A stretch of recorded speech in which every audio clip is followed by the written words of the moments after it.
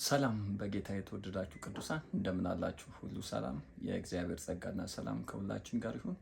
ዛሬ ደግሞ የደሙ ኃይል ወይንም የክርስቶስ ደም በሚል ሀሳብ እንነጋገራለን። እንግዲህ በክርስቶስ ደም አማካይነት ስላገኘነው ሕይወት ስለተከፈለንን ዋጋ ክርስቶስ ለኛ ሲል የከፈለውን ዋጋ እንግዲህ በዚህ ሀሳብ ውስጥ እንመለከታለን። እግዚአብሔር እኔም ባስተማርን መጠን ልክ ማለት ነው። እንግዲህ ሁለት አይነት ኪዳን አለ።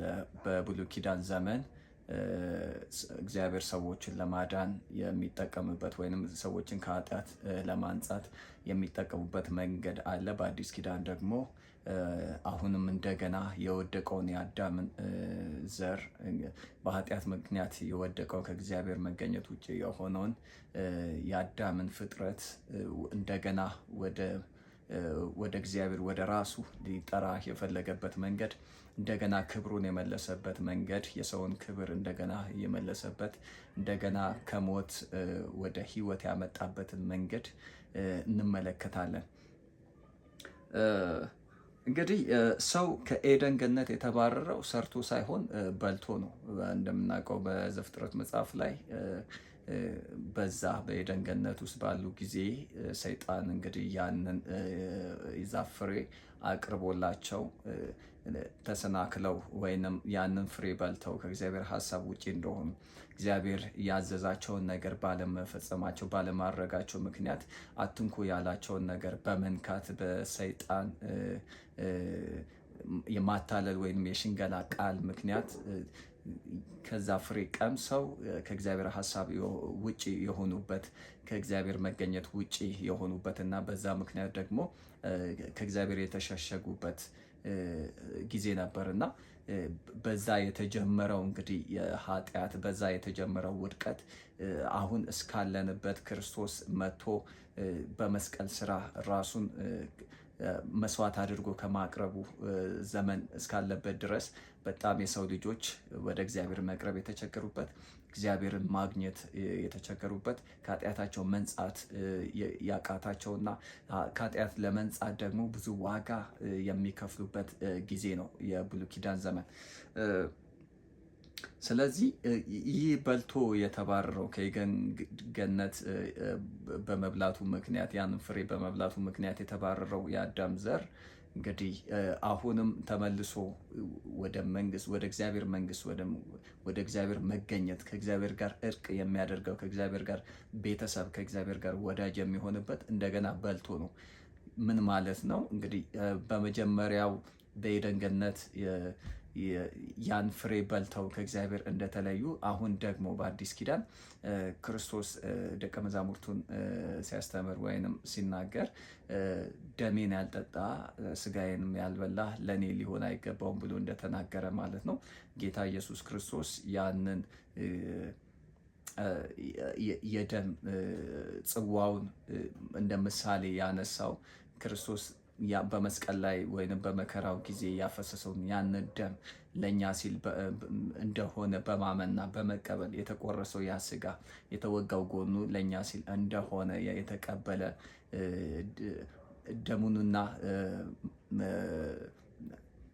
ደሙንና ስጋውን ክቡር ስጋውን የወሰደ ወይንም ቅዱስ ቁርባን የምንለውን ያንን በምሳሌ አድርጎ ነበረ። እንካችሁ ይህ ስለ እናንተ የሚፈስ የአዲስ ኪዳን ደሜ ነው ብሎ የተናገረበት።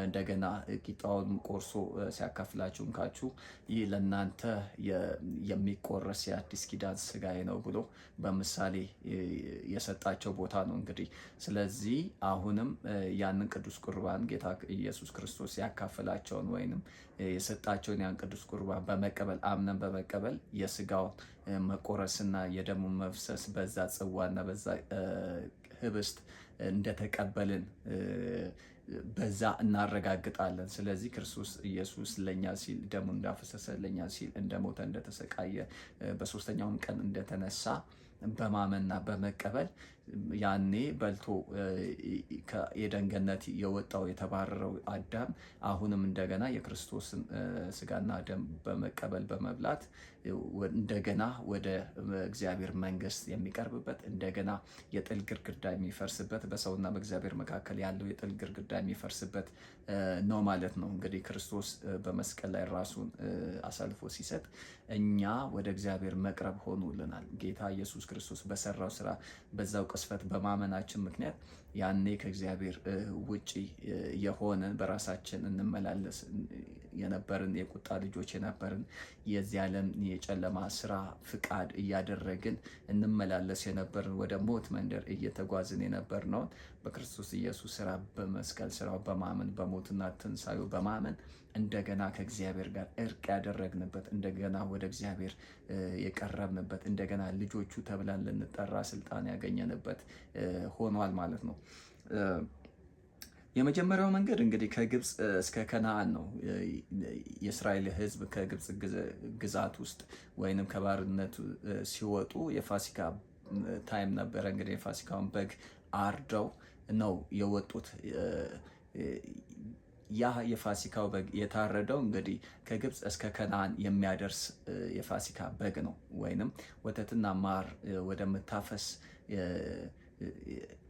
ምድር የሚያደርስ ያ የፋሲካ በግ እንግዲህ እስከዚያ ድረስ ነው። ከግብፅ እስከ ከነአን ወይንም ወተትና ማርና ወተትን ወደምታፈስ ሀገር የሚያደርስ ይህ የምድር መንገድ ይባላል። እንግዲህ እስራኤላውያን እግዚአብሔር በበረታች ክንዱ ከፈርዖን የግዛት ባርነት ግዛት ውስጥ ነፃ ሲያወጣቸው ሲሄዱ ያ መንገድ ሊጀምሩ ሲሉ የፋሲካውን በግ አርደው እንደሆነ ደሙን አፍስሰው እንደሆነ እስከ ውስጥ ወድቃው ድረስ ያለውን ሙሉ በሙሉ እንዲመገቡ ትእዛዝ ተሰጥቷቸው እንግዲህ በዛ የፋሲካ በግ ምክንያት ነው እንግዲህ የወጡት ከግብፅ እና የተጓዙት ያ የፋሲካ በግ በዛ በፋሲካ በግ የተጓዙት ከግብፅ እስከ ከነአን ወይንም ማርና ወተት ወደምታፈስበት የሚያደርስ የምድር መንገድ ነው የተጓዙት። እንግዲህ ሁለተኛው መንገድ ከሲኦል እስከ ጽዮን ድረስ ነው። ይህ የሰማይ መንገድ ይባላል። ይህ መንገድ እንግዲህ አብ ጋር የሚያደርሰን መንገድ ነው። ክርስቶስ የመረቀው መንገድ ነው። ሁለተኛው መንገድ ከሲኦል ወደ ጽዮን የሚያደርሰን ነው። ከሲኦል በክርስቶስ ከመሆናችን በፊት ከመዳናችን በፊት ለሲኦል የተዘጋጀን ለጥፋት የተዘጋጀን ነበር። በምድር ላይ ተቅበዝባዦች ነበር። ለሞት የተዘጋጀን ነበር። ሰይጣን እንደወደደ እንደፈለገ የሚያደርገን ፍቃዱን በእኛ ላይ የሚገልጥ እና የሰይጣን ባሪያ ሆነን ነበረ። በክርስቶስ ስራ በመስቀል ስራ በማመናችን ምክንያት ከሲኦል ጌታ ኢየሱስ ክርስቶስ ታድጎናል። ለሞት ከተዘጋጀልን ስፍራ አውጥቶ ወደ ጽዮን አሻግሮ ወደ እረፍቱ መንግስት አፍልሶናል እና ይህ መንገድ ደግሞ በክርስቶስ የተመረቀ በመስቀሉ ስራ የተመረቀ በደሙ የተመረቀ መንገድ ነው። ስለዚህ በግብፅ እስራኤላውያን በብሉይ ኪዳን ዘመን ከግብፅ እስከ ከነአን የሄዱት ያ የምድር መንገድ ነው። እንግዲህ በፋሲካው በግ ምክንያት የተጓዙት የምድር መንገድ ነው። ይህ ግን ሁለተኛው መንገድ ደግሞ በክርስቶስ ኢየሱስ የመስቀል ስራ በሞቱ በደሙ የተመረቀ ከሲኦል ከምድር እስከ ሰማይ ወይንም ከሲኦል እስከ ጽዮን የሚያደርሰን መንገድ ነው። ይህ መንገድ ደግሞ አብጋ መዳረሻ አለው። መዳረሻው እንደ እስራኤላውያን በብሉይ ኪዳን እንደነበረው እስከ ከነአን ወይንም ማርና ወተት የምታፈስበት አገር ሳይሆን መዳረሻችን አብጋ ነው። ወደ ፈጠረን አምላክ ወደሚወደን አምላክ ወደ ተዘጋጀልን ወደ እርሱ መንግስት ነው መዳረሻችን የሆነውና ይህ መንገድ እንግዲህ በክርስቶስ ኢየሱስ የተመረቀው መንገድ አብጋ የሚያደርሰን መንገድ ነው። የመጀመሪያው መንገድ እንግዲህ ስርዓት ነው የሚፈጽመው። በምድር ላይ ያለን ስርዓት ነው። በሙሴ የተሰጠውን ስርዓት ነው የሚፈጽመው። ዕብራውያን 9:1 እንመልከትና እንመለሳለን። ዕብራውያን ምዕራፍ 9 ቁጥር 1 የመጀመሪያው ኪዳን የአምልኮ ስርዓትና ምድራዊ መቅደስ ነበረው። ድንኳን ተተክሎ ነበር። በመጀመሪያው ክፍል መቅረዙ፣ ጠረጴዛውና የመስዋዕቱ ህብስት ነበረበት።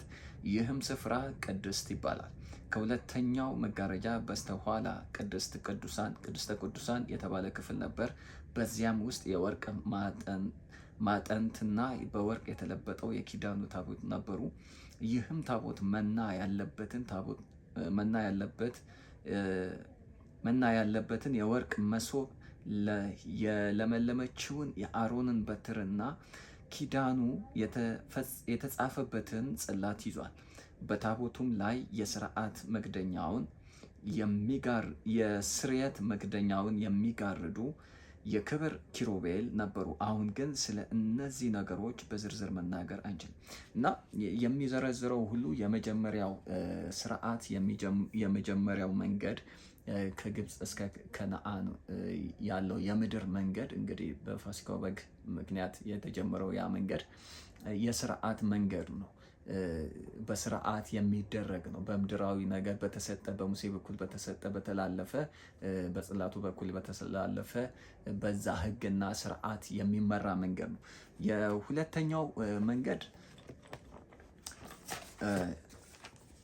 የሁለተኛው መንገድ እንግዲህ እንደሚታወቀው በክርስቶስ የተመረቀው መንገድ ነው። ሁለተኛው የአብን ፍቃድ የሚፈጸም መንገድ ነው። እንግዲህ በክርስቶስ ኢየሱስ የመስቀል ስራ በደሙ የተመረቀው ከሲኦል ወደ ጽዮን ከምድር ወደ ሰማይ የሚያደርሰን ይህ አብ ጋር የሚያደርሰን ሁለተኛው መንገድ እንግዲህ የአብን ፍቃድ የሚፈጽም ስርዓት ነው። ዕብራውያን 10 ቁጥር 4 ጀምሮ ከቁጥር 3 ጀምሮ እንዲህ እናነባለን። ነገር ግን እነዚህ መስዋዕቶች በየዓመቱ ኃጢአትን የሚያስታውሱ ናቸው። ምክንያቱም የኮርማዎችና የፍየሎች ደም ኃጢአትን ማስወገድ አይችልም። ስለዚህ ክርስቶስ ወደ ዓለም በመጣ ጊዜ እንዲህ ብሏል፣ መስዋዕትንና መባን አልፈልግም፣ ስጋን ግን አዘጋጀህልኝ። በሚቃጠል መስዋዕትና ለኃጢአት በሚቀርብ መስዋዕት ደስ አልተሰኘህም። በዚያን ጊዜ እንዲህ አልሁ፣ ስለ እኔ በመጽሐፍ እንደተጻፈ አምላክ ሆይ እነሆኝ ፍቃድህን ለማድረግ መጥቻለሁ አለ። ስለዚህ ክርስቶስ እንግዲህ የአባቱን ፍቃድ ነው በምድር ላይ ያደረገው እና በዛ በመስቀል ላይ ተሰቅሎ በሚያጣጥርበት ጊዜ አባት ሆይ ፍቃድ ቢሆን የጽዋ ከኔ ይለፍ እስኪል ድረስ በዛ በጣም በጭንቅ ሁኔታ ውስጥ ሆኖ የአባቱን ፍቃድ ነው የፈጸመበት እና ሁለተኛው መንገድ የአብን ፍቃድ የምንፈጽምበት መንገድ ነው ማለት ነው። እንግዲህ የመጀመሪያው መንገድ ኃጢአትን የማያስወግድ ነው። የመጀመሪያው መንገድ ኃጢአትን ፈጽሞ አያስወግድም፣ ይሸፍናል እንጂ። ይሄ በመጀመሪያ በብሉይ ኪዳን ዘመን የሚደረገው የኃጢአት ስርየት መንገድ በሊቀ ካህኖች ምክንያት፣ በቤተ መቅደስ አገልጋዮች፣ በካህናቶች ምክንያት በየዓመቱ አንዴ የመጡ ሰዎች ከሩቅ ቦታ የመጡ በጎችን፣ ፍየሎችን፣ ዋኖሶችን፣ የተለያዩ እንስሳቶችን ለኃጢአታቸው ስርየት በሚደረግበት በዚያን ጊዜ እንግዲህ ኃጢአታቸው እጃቸው ወደ እንስሳቶቹ ተጭነው እንግዲህ የነሱን ኃጢአት እንስሳቶች ላይ ይተላለፍና እነዛ እንስሳቶች በምድረ በዳ ተቅበዝብዞ እንዲሞቱ ይደረጋልና ያ ኃጢአት ግን ፈጽሞ የተወገደ አልነበረም። ምክንያቱም በየዓመቱ እየመጡ መስዋዕትን ያደርጋሉ የኃጢአት ስርየት እንዲሆንላቸው እነዛን እንስሳቶችን ማቅረብ ግድ ነበርና ይሸፈንላቸው እንጂ የሚያስወግድላቸው አልነበረም። እንግዲህ ይህኛው ስርዓት ኃጢአተኛው ያመጣውን መስዋዕት እንጂ ኃጢአተኛውን አይቀበልም ፈጽሞ። በብሉይ ኪዳን ዘመን ኃጢአተኛው ለኃጢአቱ ስርየት ብሎ ያመጣውን ያንን የመስዋዕት በግ ወይንም ሌላ እንስሳውን ይቀበላል እንጂ ኃጢአተኛውን ፈጽሞ አይቀበልም። ምክንያቱም ኃጢአተኛው ሁሌ ከውጭ ነበር የሚሆነው፣ ከቅድስተ ቅዱሳን ውጭ ነበረ። ማንም ቢሆን ወደ ውስጥ ገብቶ እግዚአብሔርን ማግኘት አይችልም ነበረ።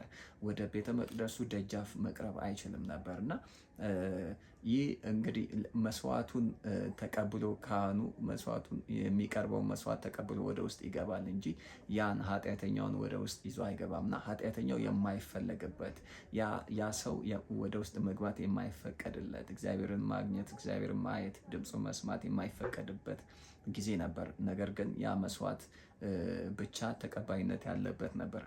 አሁን ግን እንግዲህ ክርስቶስ ኢየሱስ በሰራው ስራ አብሮን እንግዲህ ወደ አብ መግባት አለንና ይላልና የእግዚአብሔር ቃል።